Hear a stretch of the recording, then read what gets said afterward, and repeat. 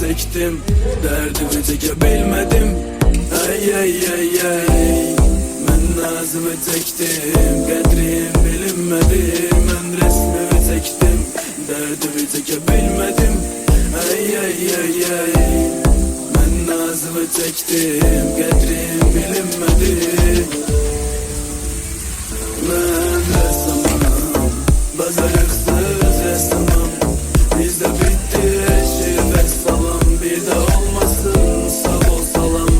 Ben ressamım, bazarıksız ressamım. Bizde bitti eşi ve salam, bir de olmasın sağ ol salam. Ben ressamım, bazarıksız ressamım. Bizde bitti eşi ve salam, bir de olmasın sağ ol salam. Ben ressamım, bazarıksız ressamım. Bizde bitti eşi ve salam, bir de olmasın sağ ol salam.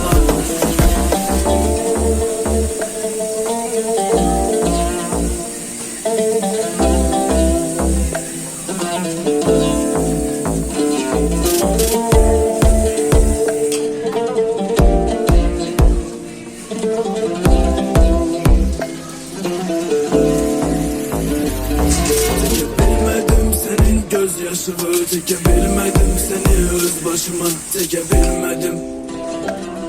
Niye bilmedim? Çekebilmedim senin etribi, çekebilmedim senin hatribi, çekebilmedim. Niye bilmedim? Bilirsem ya, çünkü Ben ressamım, bazarıksız ressamım. Bizde bitti eşi ve salam, bir de olmasın sağ ol salam. Ben ressamım, bazarıksız ressamım. Bizde bitti eşi ve salam, bir de olmasın sağ ol salam. Ben ressamım, bazarıksız ressamım. Bizde bitti eşi ve salam, bir de olmasın sağ ol salam. Ben ressamım, bazarıksız ressamım. Bizde bitti eşi ve salam, bir de olmasın sağ ol salam.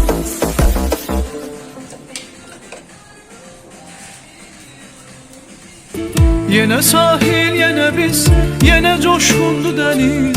Yarışırlar yine çılgın nepeler, can atırlar kademinden öpeler.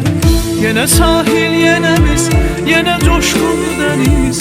Yarışırlar yine çılgın nepeler, can atırlar kademinden öpeler. Mavi gözlerine bakıp utanar mavi deniz. Korkudan isyan eder, usanar mavi deniz. Baş harfimiz yazılan kum tepeler, dağılıp sahile hasret sefer. Baş harfimiz